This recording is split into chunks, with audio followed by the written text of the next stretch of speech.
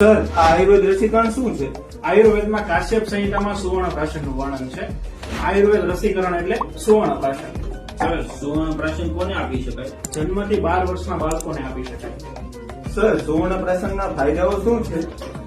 સુવર્ણ પ્રાશનની એ તત્વ મેધાગ્નિ બલવર્ધન. બાળકની રોગ પ્રતિકારક શક્તિ સુધરે છે એનાથી, જેથી સિઝનલ રોગો થતા અટકે છે. બાળક તેજસ્વી અને ક્રાંતિવાન બને છે.